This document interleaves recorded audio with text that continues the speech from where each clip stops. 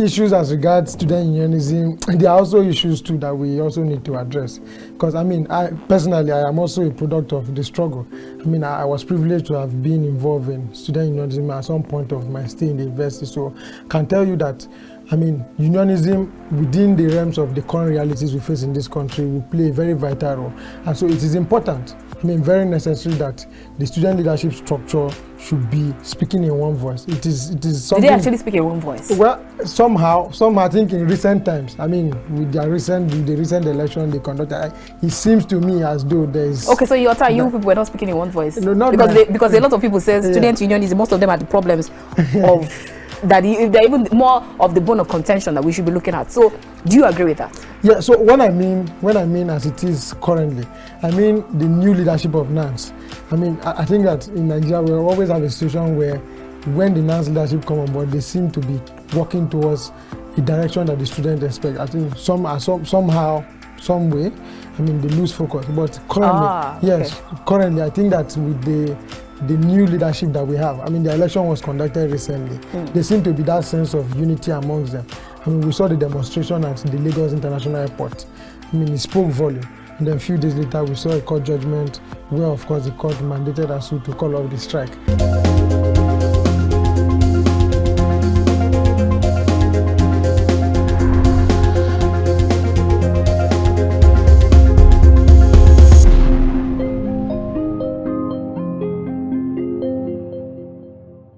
Albert Einstein, German-born theoretical physicist, widely acknowledged to be one of the greatest and most influential physicists of all time, once said, "Insanity is doing the same thing over and over and expecting different results." Very popular one. All right, now, let's see how that quote relates to what we'll be discussing tonight. Very warm greetings and welcome to The Conversation. We're reaching you from Kaftan's television studio here in the nation's capital, Abuja. I am Annabelle Oji. Now, following the unresolved and prolonged industrial dispute between the Academic Staff Union of Universities, ASUU, and its employer, the federal government, the latter filed an application dragging ASUU before the National Industrial Court of Nigeria, NICN. The move appeared to be the last resort to be employed by the federal government in a bid to end one of the longest strike actions embarked upon by Nigeria's university lecturers. Similarly, the Socio-Economic Rights and Accountability Project, SERAP, and 5 university students have sued President Muhammadu Buhari before the National Industrial Court, seeking an order to compel the federal government to honor the agreement it reached with ASUU. SERAP and the students asked the court to order the government to implement forthwith the terms of the renegotiated 2009 agreement and the 2020 Memorandum of Action in order to put an end to the strike action and desist from further violation of the rights of Nigerian students to quality education. Recall that ASUU members have been on strike since February 14, 2022, and all negotiations avenue to end the strike proved abortive as the union insisted on the renegotiation of 2009 agreement and the implementation of university transparency and accountability solutions, that's UTAS, and allowances, among other demands that bordered on refurbishment of the Nigerian universities. So, as Nigeria celebrates 62 years of independence from British rule, we'll fix our gaze today on how far and how well our education sector is doing with our guest on the show today. He is Etaba Agbor. And remember, at the end of the program, we should be able to answer that question that at 62, are we truly independent? That's in a moment. Join us again.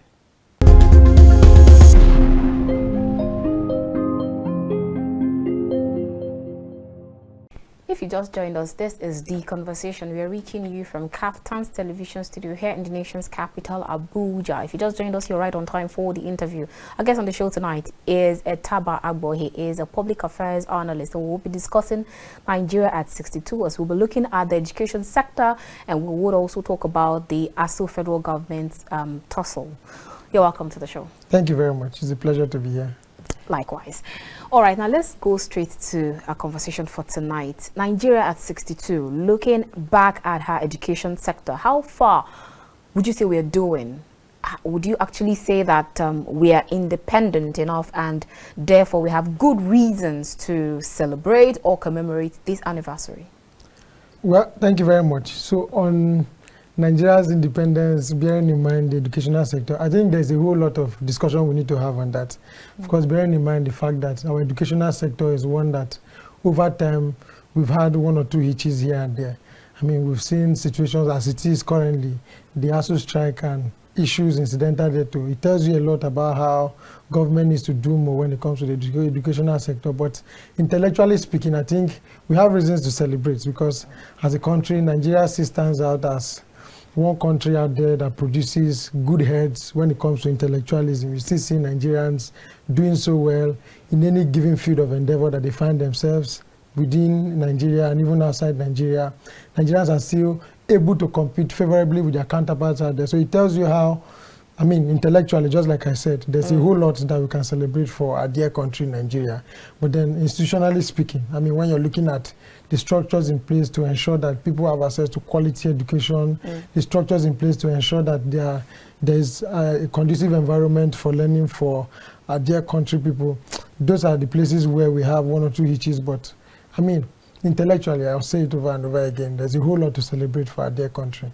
It's just unfortunate that institutionally speaking, we have hitches, as I've said, that we need to, as a matter of fact, take cognizance of and, of course, take them seriously for the purpose of making our country to move forward from where it is. So who exactly is the challenge here?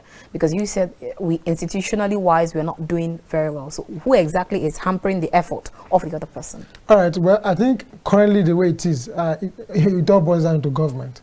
I mean, the responsibility of government is for the purpose of tackling challenges head on. And so when we have issues as regards the educational sector, there's no other person we can run to, it's government.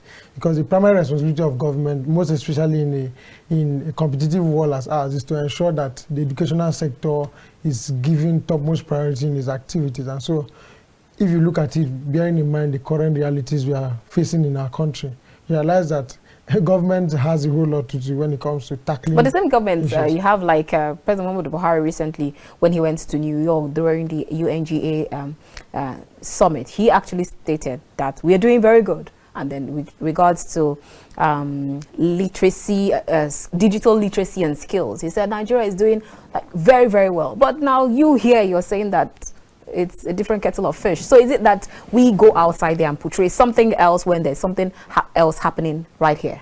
Well, like I said, I think when it comes to the intellectual base, just like I said, Nigeria has a whole lot to hit his hand on his chest and be glad for. And of course, bearing in mind President Muhammadu Buhari's speech at the international level, I think that statement, somehow you can say that, I mean, as president of the country, one would not expect him to go out there and tell leaders of the world that, oh, Nigeria is not doing so well. I mean, he has a responsibility to ensure that our country has a very nice face, a good face, a befitting face at the international level. And so, but when we have to interrogate these issues internally... So those are all just PR? Well, if you choose to call it that way, fine. All right, then now, so let's talk about the federal government and ASU strike, which has actually been there for decades, in fact, centuries. Now, in a recent interview, that was granted by Governor Yahaya Bello, right, he of Kogi State, he actually stated, he was quoted as stating that, let me take that quote from here. He said, saboteurs within the administration of President Muhammadu Buhari were responsible for the ongoing industrial action embarked upon by the Academic Staff Union of Universities, ASU. And he said that the industrial action has been politicized by some disgruntled elites. Do you agree with that quote? Well, first, I'll bear in mind that, I mean, Governor Yahaya Bello is a critical stakeholder for as long as today's government is concerned. And so one would not expect him to say anything that is not in any way in line with the expectations of today's government. But I mean, when allegations such as that come up as to the fact that, I mean, ASU and their activities have been politicized, I mean, we know of a fact that when the activities of trade union are expected not to be political, they're expected not to be political in their activities, not even to say that they are going on strike for political reasons. I mean, our laws don't allow for such situations anyways. But I mean, if he's alleging that there are saboteurs in government who have now taken advantage of the strike to now somehow fight the government, I mean, those are, for me, those will be political allegations anyways, because I think that the concerns of ASU over time have been concerns as regards the working conditions of our lecturers and the state of our educational sector. I mean, the infrastructural facilities in the universities where students go to study. And so if government, as we have today, a member of the government, a critical member of the government like Yaya Bello is coming out to say they are saboteurs, I mean, those are issues for them to sort out internally within the ranks of government. But when it comes to addressing the cardinal issues as regards the educational sector, which are currently being advanced by ASU, I think that the government has a responsibility to ensure that they give a listening ear. I mean, when I mean listening ear, it's not just saying you're just going to a meeting with us. I mean, beyond going into a meeting with us, so trying to see how they can reach a common ground and, of course, find a lasting solution to the issues. Because so in all of this, who do you actually think that could be, that actually has more fault in here? Well, I think from the reports we have on ground, ASU is saying that, of course, they've had some set of meetings with the government. I think the issue here is an issue that borders on trust and, of course, the ability to implement what has been agreed as at the end of the day, because we've seen over time how, I mean, governments have always taken steps to see how they can reach certain agreements with ASU. But I mean, whether or not they honor this agreement is always the bone of contention. And so I think that is an issue that today is playing out, because ASU on their part, I think they need some form of commitment from the government, some form of, I mean, assurance from the government that, I mean, beyond paperwork in terms of agreements, there should be that bodily move towards ensuring that they implement the terms of the agreement. So, I mean, government has a whole lot to do, like I've said earlier on. And, I mean, I think as it is today currently, if government does more than what it is doing currently by merely going into, I mean, meetings with us without necessarily taking steps to implement some of the agreements they've reached, I think this will help us go a long way to see how the strike can be called off as students will go back to school. Now, because you mentioned students, a lot of people have said even some of this unionism, especially school unionism, the NANS and all the after, you have some people who don't even look like students, but then yet they're at the helm of affair in NANS. Now, I remember seeing a particular report saying that the protest that was held in Lagos, in the NANS protest that was held in Lagos, the Abuja chapter actually denounced it and said they don't know anything about that one. So now, is it having fractions between even the student unionism, isn't that also a problem that you should start thinking of aside the federal government ASU strike? Well, I think that issues as regards student unionism, there are also issues too that we also need to address. Because I mean, I am also a product of the struggle. I mean, I was privileged to have been involved in student unionism at some point of my stay in the university. So I can tell you that, I mean, unionism within the realms of the current realities we face in this country will play a very vital role. And so it is important, I mean, very necessary that the student leadership structure should be speaking in one voice. It is something. Did they actually speak in one voice? Well, somehow, I think in recent times, I mean, with the recent election they conducted, it seems to me as though there is. Okay, so you people were not speaking in one voice. No, not because a lot of people say student unionism, most of them are the problems of that they're even more of the bone of contention that we should be looking at. So do you agree with that? Yeah, so when I mean as it is currently, I mean the new leadership of NANS. I mean, I think that in Nigeria we always have a situation where when the NANS leadership come on board, they seem to be working towards a direction that the students expect. I think somehow, some way, I mean, they lose focus. But currently, currently, I think that with the new leadership that we have, I mean, the election was conducted recently. There seemed to be that sense of unity amongst them. I mean, we saw the demonstration at the Lagos International Airport. I mean, it spoke volume. And then a few days later, we saw a court judgment where, of course, the court mandated ASU to call off the strike. And the students came up, although they applauded the the judgment of the court. But I mean, there was a strong resolve amongst them that, I mean, in the event that, I mean, the strike still lingers, that the protests they are going to engage in, the answers may even be a joke as compared to so that's so we're actually going to talk about that later on the show. Now, according to Femi Falana, human rights lawyer and senior advocate of Nigeria, he said that the National Industrial Court does not have the jurisdiction to rule on the case between the federal government and the Academic Staff Union of Universities, that's ASU. And then he stated that this is the first time that such a case of such nature would be brought before the industrial court.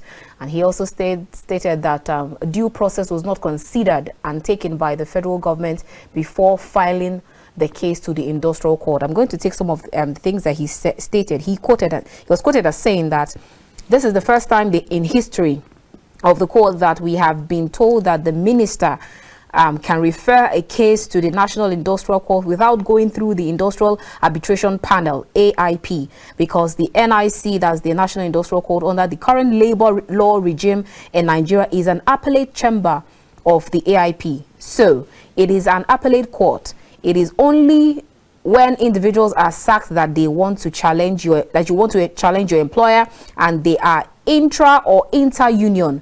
There must be mediation, conciliation rather, and arbitration under the law. So he further stated that it was wrong to approach the court. We tried to explain to the court, and the court said they would look at that later. The court so found that this is a trade dispute and that there was no reference to the AIP, but the court in its wisdom decided to intervene.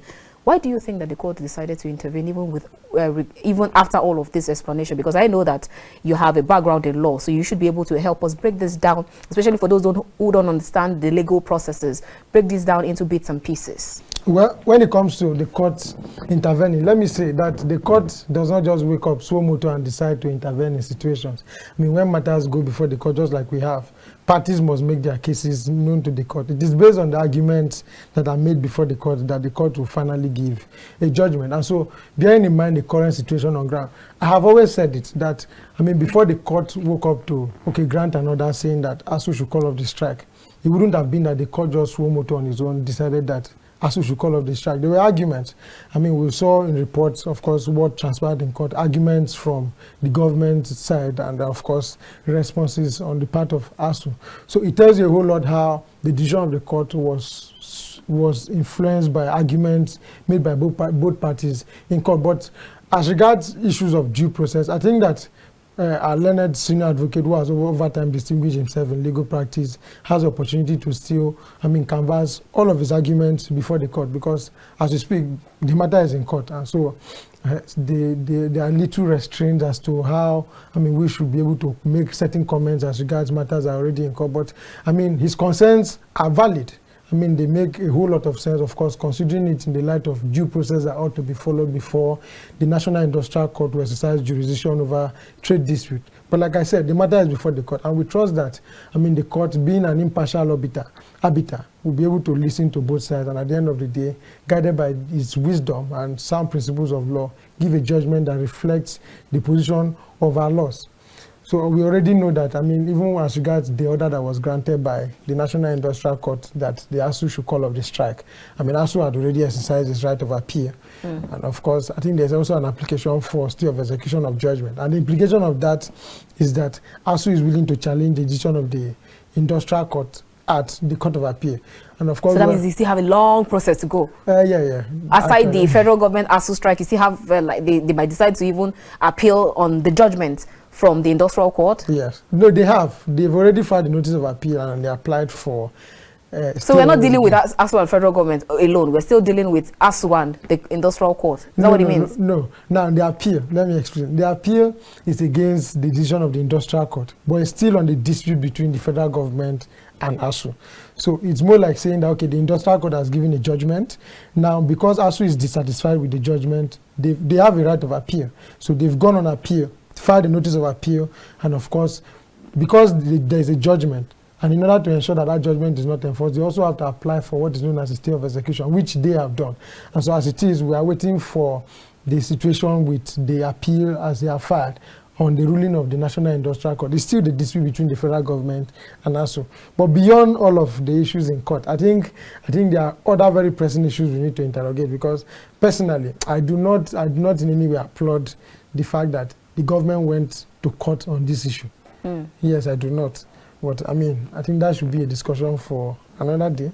I think it has to be a discussion for that, because I hear people always saying that there are other ways to have settled this, but going to the court will actually make it more prolonged. But we'll definitely touch on that. But now, let's understand, if there are due processes before you get to the industrial court, like the learned Silk had actually talked about, saying that it's actually the first time that they take such cases, such trade dispute to the industrial court. So there are processes. So if there are these processes, you should expect that the NIC should know, and then probably, and there are ways where you can actually say, no, if this has been brought to me, it means that you've not followed the due process. So go back and follow the due process before returning back to me. And there are windows for such. Yeah.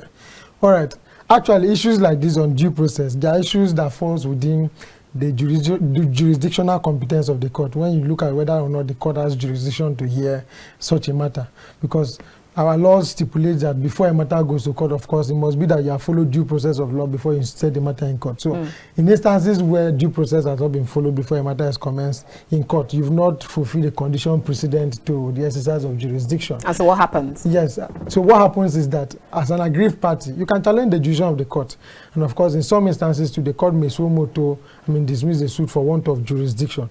But the reality is that once the court, in that instance, once the condition precedent to the exercise of jurisdiction has not been followed, and the reality will be that no matter how beautifully conducted the proceedings before the court are, at the end of the day, it will amount to a nullity, because it's more like saying that the pathway to doing something has not been followed. And so even if you jump it and later the court sits, no matter how well the court conducts its proceedings, no matter how beautifully conducted the proceedings are, it will amount to a nullity. So in all of this, I think that because of the way our judicial system is positioned, in such a way that, when the National Industrial Court gives a judgment, the Court of Appeal is still there to, sit and hear an appeal from the decision of the National Industrial Court. Both parties, in different instances, will always have the opportunity to, exercise their right of appeal. And we hope that in all of this, there are strong arguments that reflect the true position of our law, because we know, as a matter of fact, that the court will definitely be guided by its wisdom and judgment based on sound principles of law and what to do. Sound principles of law. We'll get back to that. I like that part, that statement. Now, the judge in NIC, that's Justice Polycarp Hammond, granted the federal government's application for an interlocutory injunction to restrain ASU from continuing with the strike, which they say they will appeal. They have appealed, rather. But then, just like ASU president had stated, I'm sure that's where you said earlier, and then I said we're going to touch on that. He stated that, how would you ask a lecturer to go back to teach the students when they are not physically fit to do so, or when they feel like their grievances have not been sorted out? So is it morally, is it legally, and in fact otherwise, right to force or compel an employee to work? And how much will that actually affect the quality of what they will deliver or reel out afterwards? If you keep having these complaints, we keep having these complaints of universities or tertiary institutions churning out half-baked graduates who are unemployable. Thank you very much. Well, I think this issue borders on the proper mode of settling this dispute that the government would have explored. And so, if you ask me, I think that because the nature of the issue is one that borders on a collective agreement between the government and members of ASU, government should have explored more of the ADR system, that's alternative dispute resolution, which of course will allow them the opportunity to properly negotiate the terms of the agreement and see how they can reach a common ground. Because over time, I think this has been the issue. The fact that, agreements will be reached, and at the end of the day, government doesn't honor those agreements. So government needed to do more when it comes to engagement with ASU. We've seen the areas of disagreement between the both parties, while ASU is saying that, okay, let us do away with the IPPIS system and go with the University Teachers Accountability System, and also trying to see how they can improve on the salaries of the lecturers in school and the learning conditions. I mean, these are things that, I mean, when they come to a negotiation table with clean hearts, because I think that is where the issue has always been. The fact that, I mean, there's this cunning attitude when from whose part? Yeah, from the government actually. Oh, really? Yeah, it's almost as if, I mean, you go to a place, you do negotiations that at the end of the day, you yourself, you know you won't honor them. Because we've seen in terms of history how over time these agreements will be reached, and at the end of the day, there's no form of implementation on the part of government. So the government needed to do more. The government needs to do more. I won't say needed because, I mean, they still need to do more with the current realities on ground. They need to do more with engaging ASU on some of these demands they are making. And of course, putting out a strong implementation mechanism, because I think that when government takes steps to see how they can implement one or two of those demands, it shows from the body language that yes, government is committed to, I mean, honoring any form of agreement that they've reached. But when, I mean, they go to the negotiation table, first there's no agreement in the first place, talk less of even implementing it. And then the next thing we hear that government is going to... So why do you actually think that they decided to jump and then go straight to the court? Well, I am of the view, I mean, I'm still of the view that, I mean, going to court, like I said, is almost like running away from the primary responsibility of settling the dispute with ASU. Because you're going to court to tell the court, please, compel these persons to call off the strike. Let the court order them to call off the strike. I mean, when you know, as a matter of fact, that, I mean, these persons, they've been agitations as to the condition of their service in school, how the educational system is one that is not in any way being properly funded by the government. And then you're now forcing those same set of persons to go back to school. I mean, the reality is that, I mean, you're telling a lecturer who has been at home for over seven months, yes, and then most of them without pay. I mean, if you even have access to some of them, you realize that, I mean, they've had to go through a whole lot when it comes to meeting with the economic realities of our country. Then you're forcing them now to go back to class. It ultimately means that, I mean, when they get to class, you're not even sure if these persons are even mentally stable in the first place. I mean, for my school, for my former school, for example, my alma mater, University of Calabar, where you go, you see so many posters of lecturers who, over time, were diseased. It tells you a whole lot about what these persons are going through. So we are not saying that, oh, government can be able to do everything they are asking for, but I mean, let there be that demonstration of sincerity, let there be that demonstration of willingness to give a listening ear to their demands. I mean, it will go a long way to further give them that assurance that they would necessarily get value for what they are doing in class, that is lecturing. So they should be able to get that assurance in terms of the fact that they themselves who are going to lecture, they will be paid, I mean, what they deserve. And so when you force them back to class, like the ASU president said, when they get to class, they will still determine what they and then the students are the ones that will suffer what they are most. going to teach the students. So in the end of the day, you realize that students may end up not even getting the educational value of what they should be able to get from our system. They go there, and then lecturers are not even willing in the first place to teach, talk less of even teaching them what should necessarily add more value to their intellectual competence. So these are a whole lot of issues that, I mean, government has to take into consideration and try to see how, as much as possible, there's a balanced negotiation, there's a strong demonstration of willingness on their part to see how the concerns of the lecturers are given a listening ear to, so that at the end of the day, our students who are the ones who are even suffering the most from all of this crisis can go back to classes and see how they can make a headway with their lives. Now, talking about students who are even suffering most in this crisis, now a lot of them, I've actually seen some people who said, please, I'm not ready to go back to school. I prefer to keep selling my recharge card. Or some will say, I prefer to keep doing my business and all. But we'll talk about that later. Now, you talked about pay.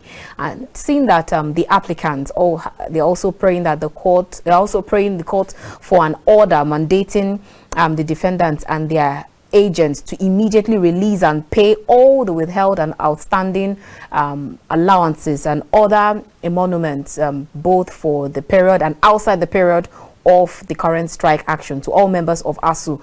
But then the federal government is insisting that no work, no pay. So how do you actually resolve that part? I think all of these issues, just like I said, I see part of what the government needs to be on the round table to discuss, to have this understanding with members of the ASU. Because for as long as there are disagreements, ASU is saying pay, government is saying I won't pay you because you didn't go to work.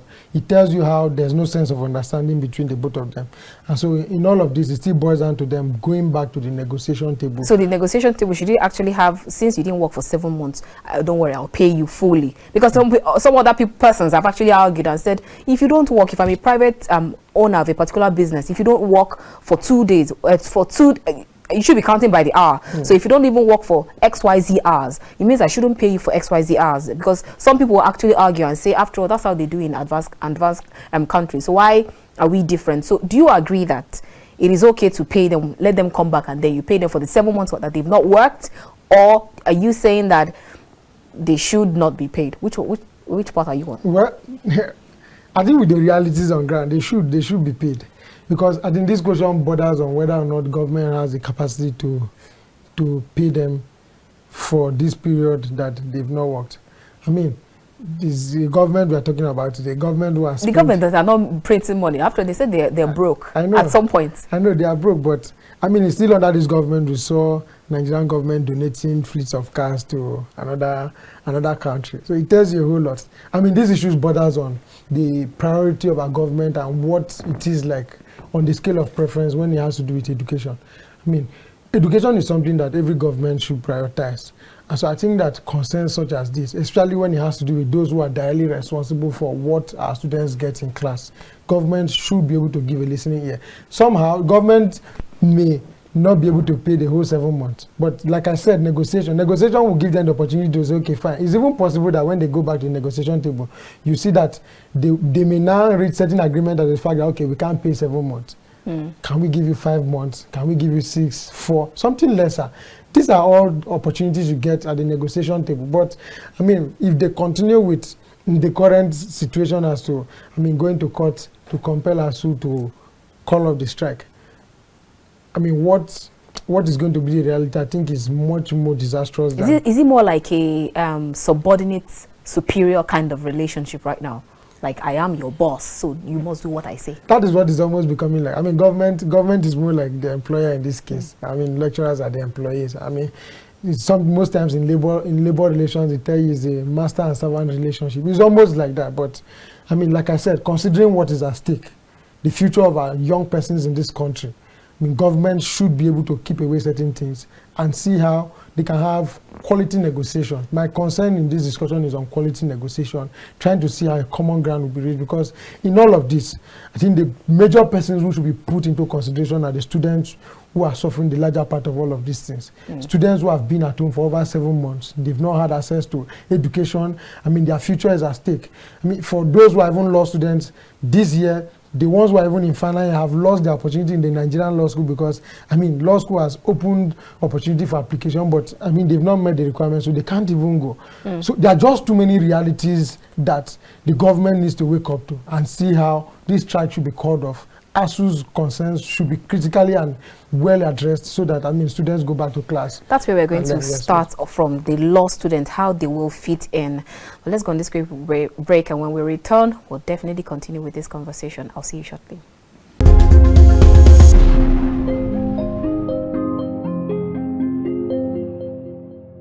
You make your plans, set out your goals and aspirations, and in the end of the day, ASUU comes to tell you, ASUU strike just happens to you, and you are found in nowhere, sitting at home for 1, 2, 3, even up to 7 months.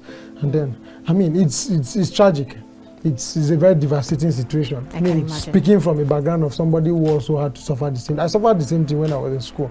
And is there any Nigerian student that didn't actually suffer one ASUU strike or the other? I was even joking with one of the students some days back when, I mean, a friend of mine, he was complaining ASUU strike.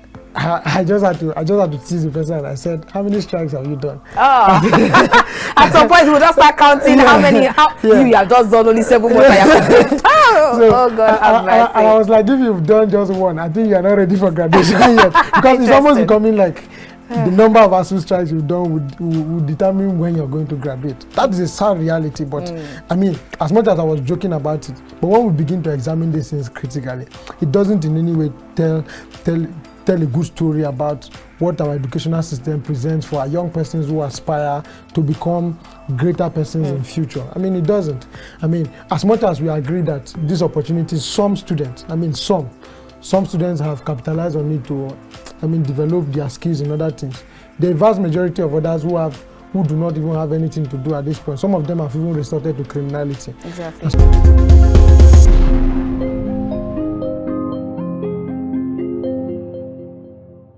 If you just joined us, this is The Conversation. We are reaching you from Kaftan's television studio here in the nation's capital, Abuja. If you just joined us, you missed out on a lot, but then you can still join in the conversation. So our guest on the show tonight is Etaba Agbor. He is a public affairs analyst.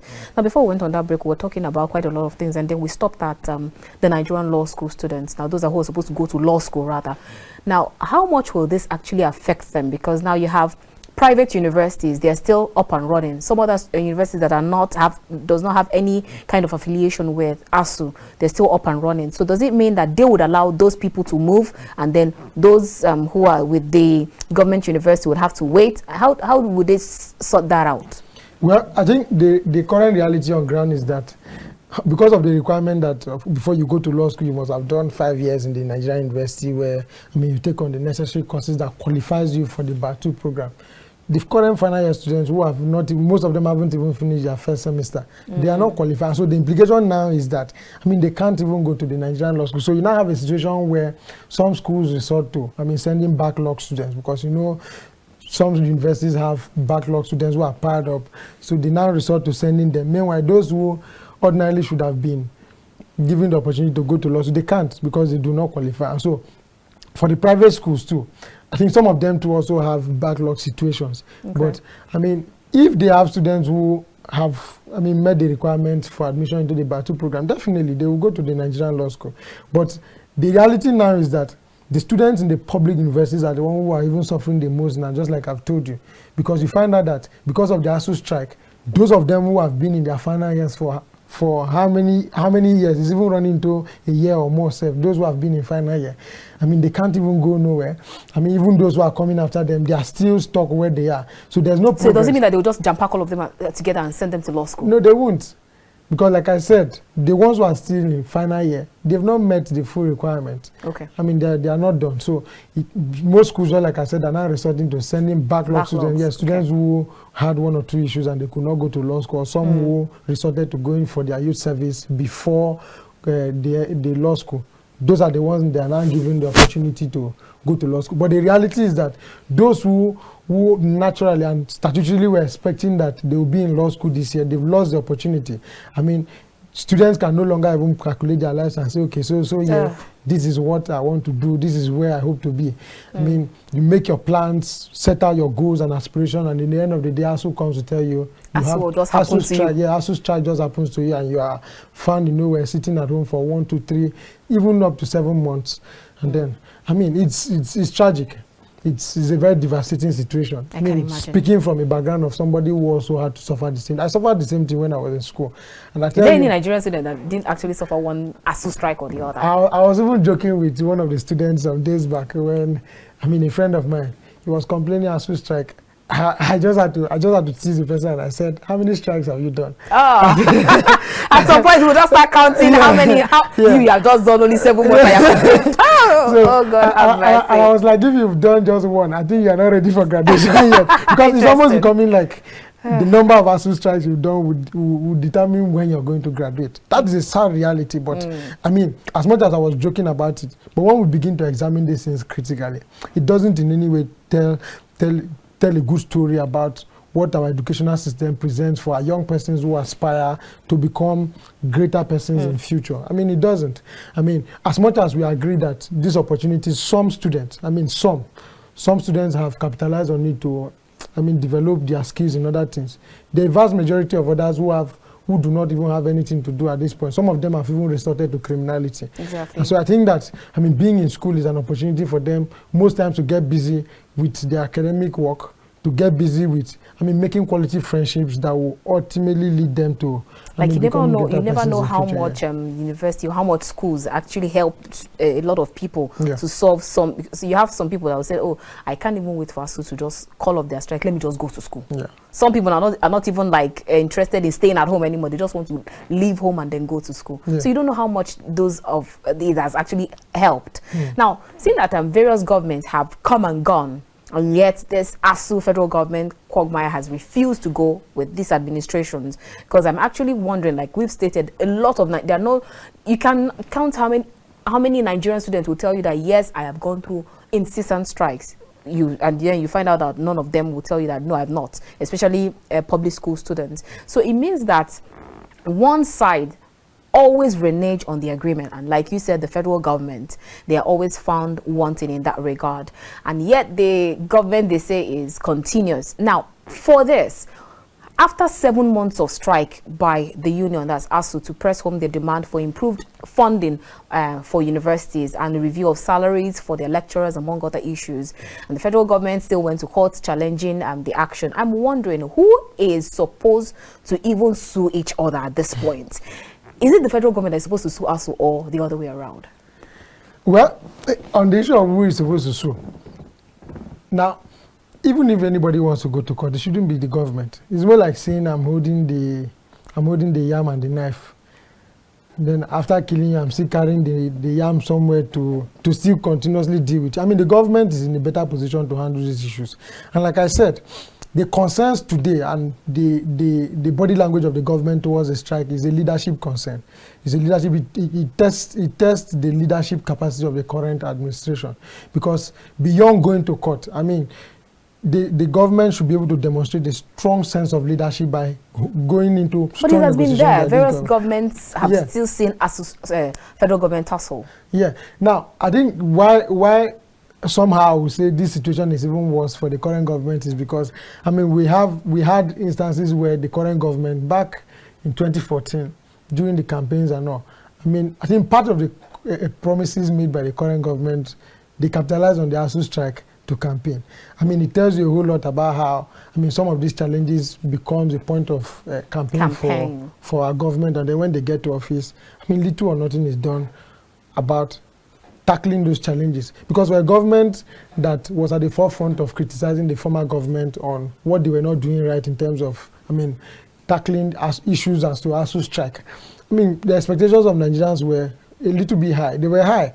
I mean, when the government comes and tells you, okay, part of the programs we have and what we hope to actualize when voted into power is that we will ensure that ASU strike is no longer the thing, is now a thing of the past. Then when they come on board, we still see that the reality becomes even worse than what used to be the situation before this time. I mean, so the expectations have been high. They've been high from day one.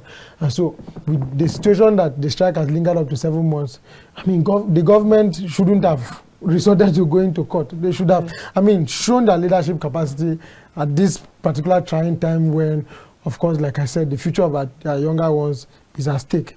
So they should have done more than going to court. What are they going to court? Now they've gone to court. In the end of the court, they gave a ruling on the interlocutory application before the court that ASU should call off the strike. Now the court says, okay, call off the strike. There's an appeal. Where is it leading to? Nowhere. At the end of the day, we now have the rigmaroles of litigation in court. I mean, and now the Nigerian justice system give the opportunity for you to appeal and then even take your case up to the Supreme Court, which will even, if it happens, it's buying more time, and then the students are suffering.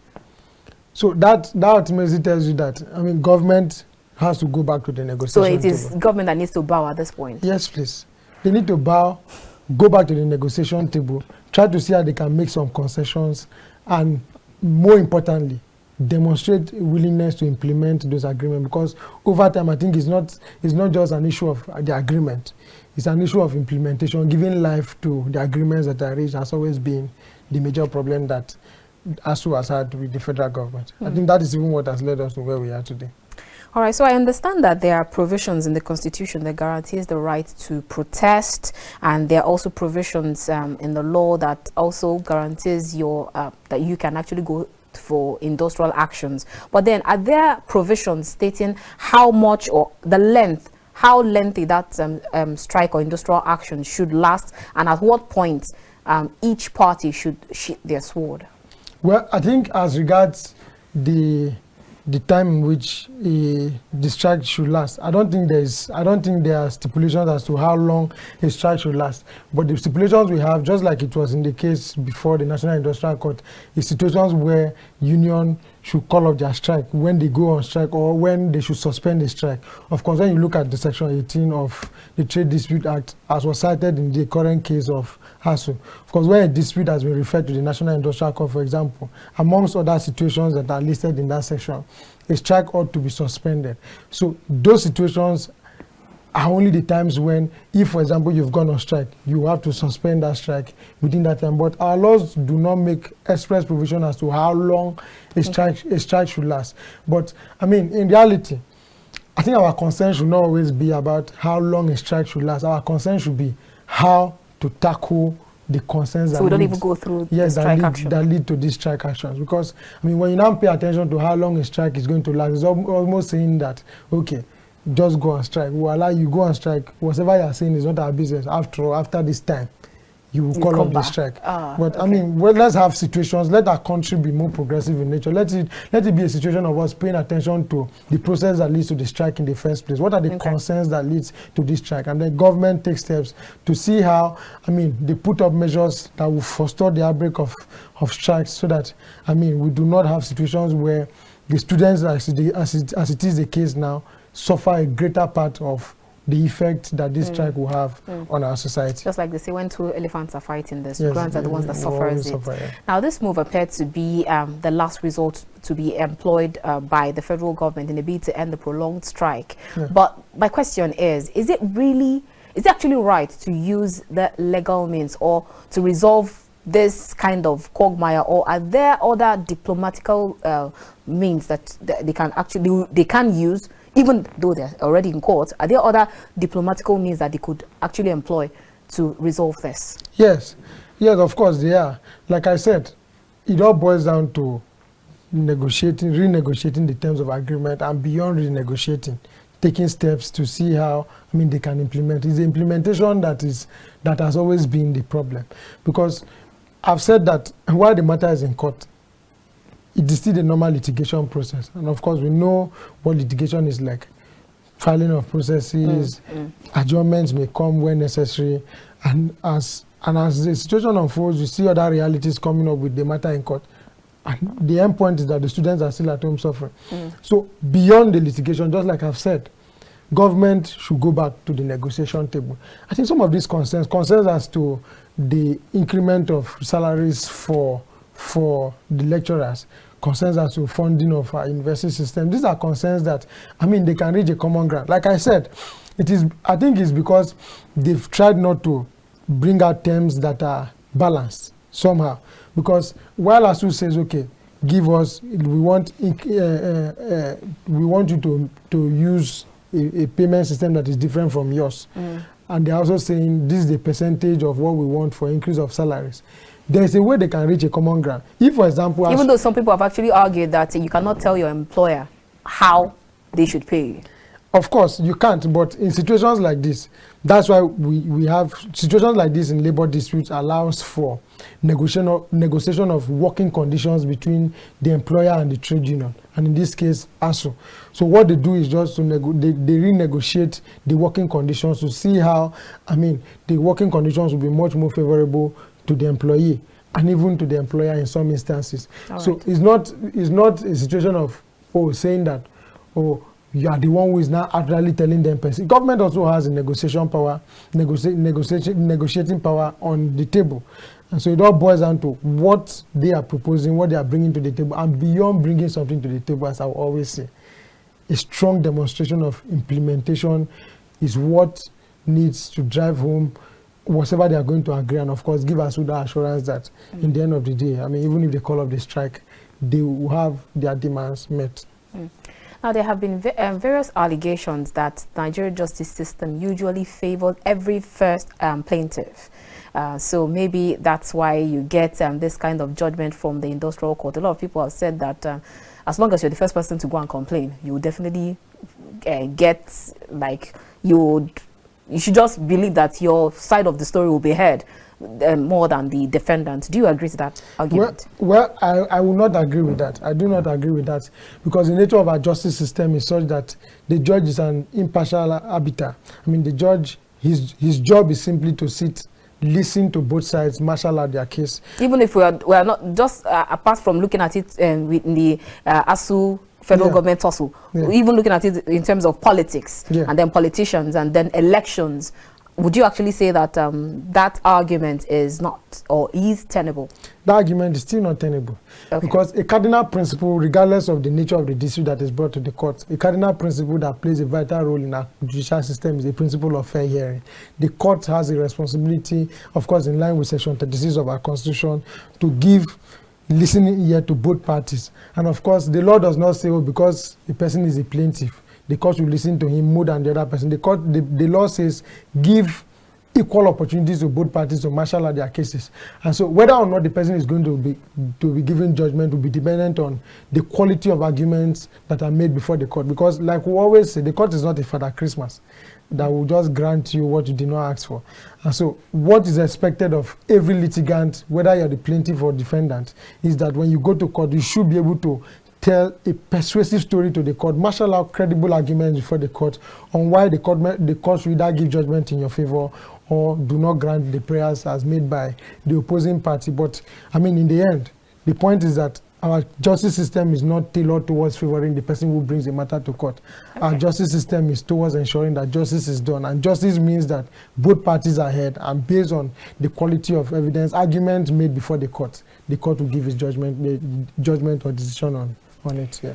All right, so even as our time is fast spent, now the National Association of Nigerian Student NANS has threatened to stage a massive protest, especially in the South, and they said that it will be worse than the #EndSARS protest if the strike by the ASU and federal government still lingers.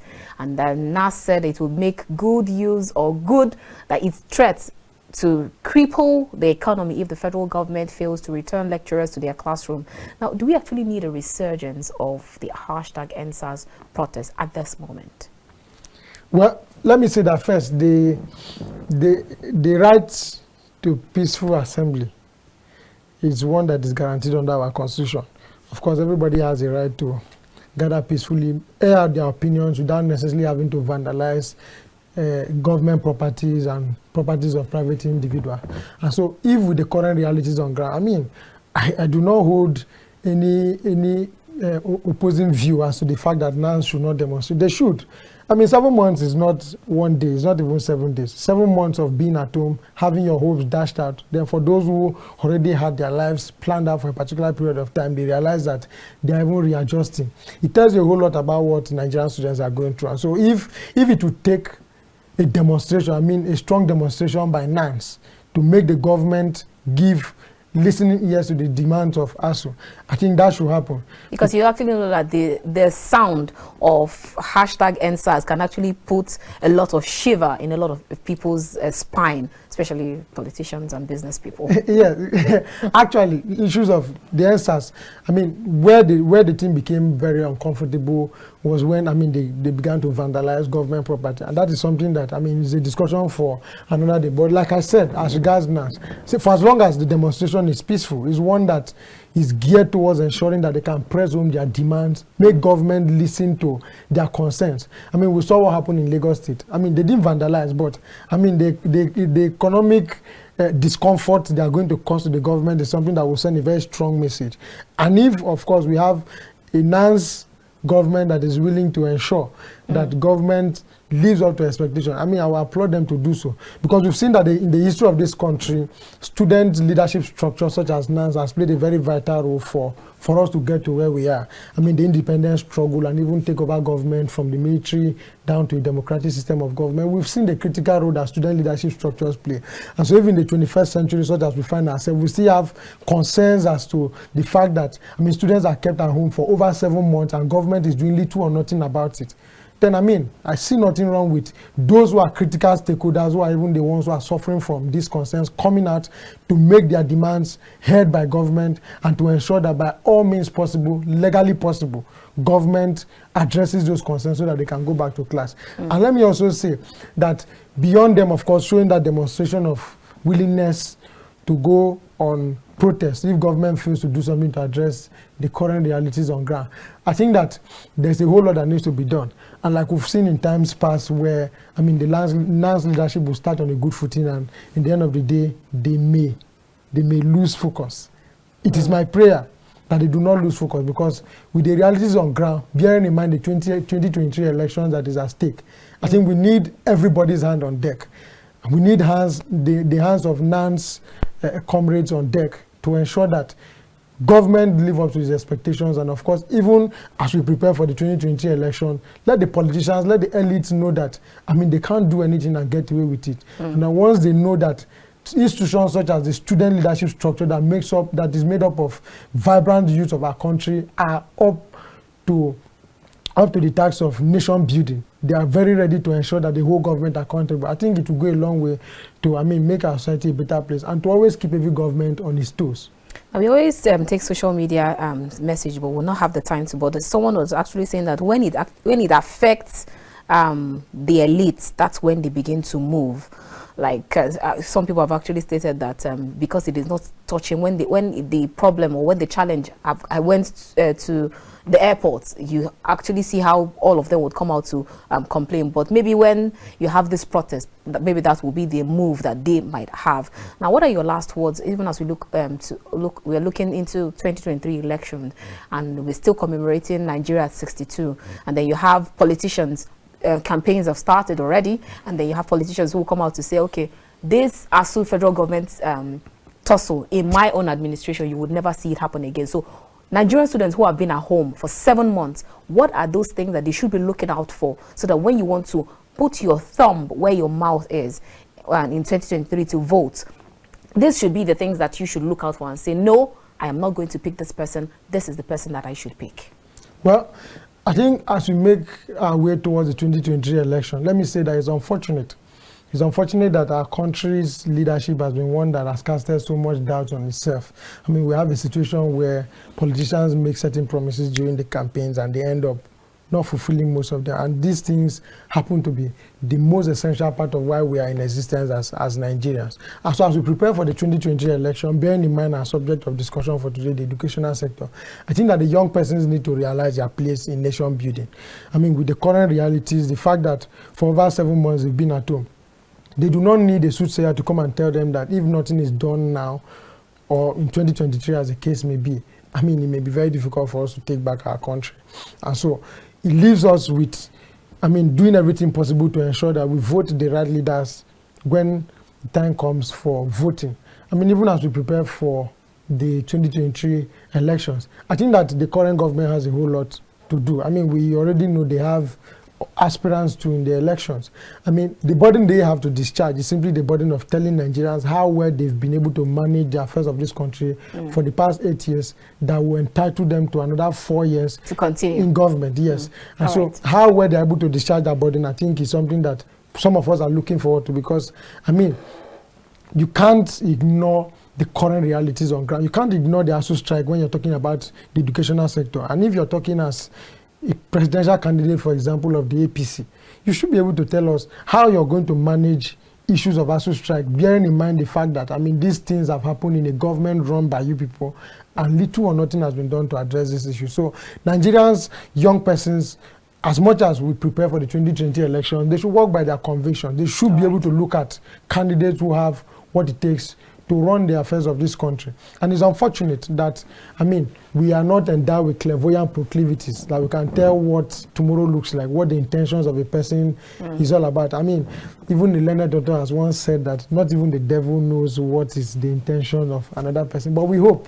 We hope, because that is always what we always make recourse to. We hope that, I mean, in 2023, we should be able to, I mean, make decisions that reflect what we hope to see in our dear country. Awesome. What a fine place to end this conversation. Thank you so much for your time with us. Etaba Agbor, it's been a wonderful time having this talk with you. Thank you very much. Thank you. All right, guests, viewers, that's where we draw the curtain on this edition of The Conversation. We have been chatting with Etaba Agbor. He is a public affairs analyst. And I'll see you again next time. Keep watching The Conversation, because you never know who my next guest will be and what my next topic will be all about. Whatever you do, please stay safe. Till I come your way again from the nation's capital, Abuja, I am Annabelle Oji. God bless Nigeria.